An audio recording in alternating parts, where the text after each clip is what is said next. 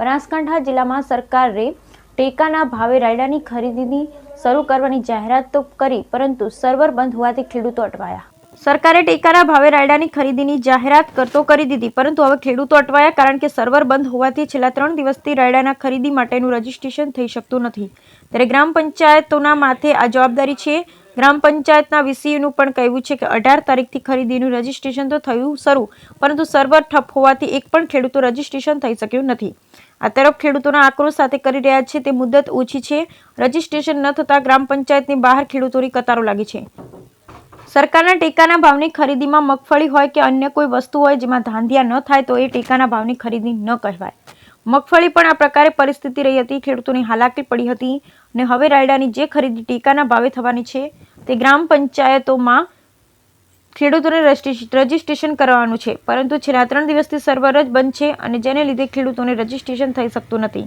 ખેડૂત રોજબરોજ ગ્રામ પંચાયતના ધક્કા ખાય છે। ગ્રામ પંચાયત બહાર કતારો લાગી ઊભા રહે છે।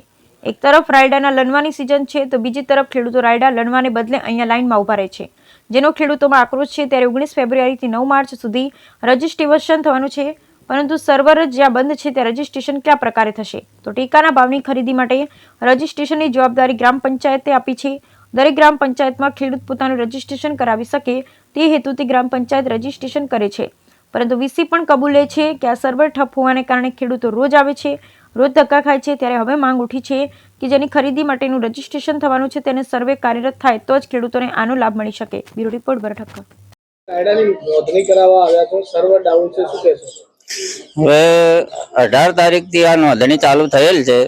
3 તારીખ છેલ્લી આપેલી છે, હજુ સુધી સર્વર ડાઉન છે। અમે 3 દિવસથી ધક્કા ખાઈએ છીએ। અમારે હવે અહીંયા રાયડા નોંધાવવા માટે લાઈનમાં ઉભા રહેવું કે ઘરે રાયડો કાપવો એ જ અમને ખબર પડતી નથી। તો સરકાર આના માટે સત્વરી પગલાં લે અને આ સર્વરનો જે ઇસ્યુ છે તે સોલ્વ કરી અને ખેડૂતો માટે કોઈક સારા સમાચાર આપે। સુરેશભાઈ ચૌધરી।